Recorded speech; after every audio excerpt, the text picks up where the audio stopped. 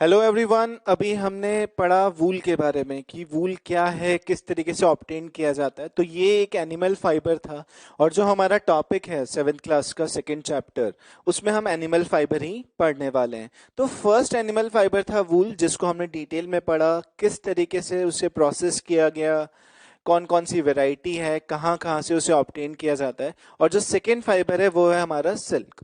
तो देखिए सिल्क कहाँ से आया, सबसे इंपॉर्टेंट है कि कहाँ इसको डिस्कवर किया गया। तो आप लोगों को पता भी है कहाँ से आया, पता है? चलो हिंट दे देता हूँ मैं आपको। अच्छा ये बताइए कोरोना कहाँ से आया? Yes, China. तो सिल्क भी कहाँ से आया? चाइना से आया। देखिए इसके पीछे एक बहुत बड़ी स्टोरी है कि ये सिल्क ऑब्टेन कैसे हुआ, क्योंकि इतनी चीज को सोच पाना बहुत बड़ी चीज है कि यार उस फाइबर को हम एक्सट्रैक्ट करें, वो भी किसी एनिमल से। तो देखिए क्या हुआ कि वहाँ की एक क्वीन थी शीलिंग शी। वो बाहर घूमने के लिए गई थी और वो बाहर मलबरी ट्री के नीचे बैठकर टी पी रही थी। तो अचानक से वहां से कोकून उनके कप में गिर गया। बॉइल्ड आपकी जो टी थी वो वार्म थी, उसके अंदर आपका क्या गिर गया? कोकून गिर गया। क्लियर? तो कोकून जैसे ही गिरा तो उन्होंने देखा कि उसमें से एक थ्रेड निकल रहा है, जिसका टेक्सचर बहुत शानदार और लस्ट्रस था। तो शीलिंग शी ने उस पे और रिसर्च की और फाइंड आउट किया कि ये जो ट्री है इसके ऊपर कोकून्स हैं इस टाइप के, जो कि टी में गिरा था। तो उन्होंने और कोकून्स को लिया और बॉइल्ड वाटर में डाल दिया। तो उन्होंने देखा कि वहां से एक शाइनी थ्रेड निकल रहा है और उस थ्रेड को क्या कहा गया? सिल्क। तो इस तरीके से सिल्क की डिस्कवरी की गई। और बहुत टाइम तक चाइना की डोमिनेंसी भी रही सिल्क के ऊपर कि सिल्क किस तरीके से प्रोड्यूस किया जाता है। क्लियर? तो सिल्क एक बहुत महंगा फाइबर है, ये हम सब लोग जानते हैं। बहुत ज्यादा लस्ट्रस होता है और बहुत फेमस भी होता है। जैसे आपने मम्मी को बहुत बार सुना होगा कि मैं आज सिल्क की साड़ी लेकर आई हूँ, 2,500 की आई है, 3,000 की आई है। तो इतनी महंगी साड़ी क्यों है, उसको समझते हैं। तो देखिए हम बात कर रहे हैं सिल्क की। Silk is produced by the species known as silk moth. देखिए सिल्क मूथ क्या होती है? इस तरीके का एक एनिमल है, हम बात कर रहे हैं सिल्क मूथ एक स्पीशीज है। यहाँ पे इस तरीके की सिल्क मोथ होती है, सिल्क वॉर्म भी इसे बोला जाता है, जिससे हम ऑब्टेन करते हैं सिल्क को। और जो बात करें the scientific name of the silk moth is the Bombyx mori. तो इसका नेम क्या है? बॉम्बेक्स मोरी, जिससे हम ऑब्टेन करेंगे किसे? सिल्क को। और जब इनकी ब्रीडिंग की जाती है बॉम्बेक्स मोरी की, मीन्स इन्हें हम क्या करेंगे? इनका पालन करना पड़ेगा, इनकी ब्रीडिंग करनी पड़ेगी, इनको रखना पड़ेगा। भाई हमें दूध, काव दूध कब देगी? जब हम उसको खाना देंगे।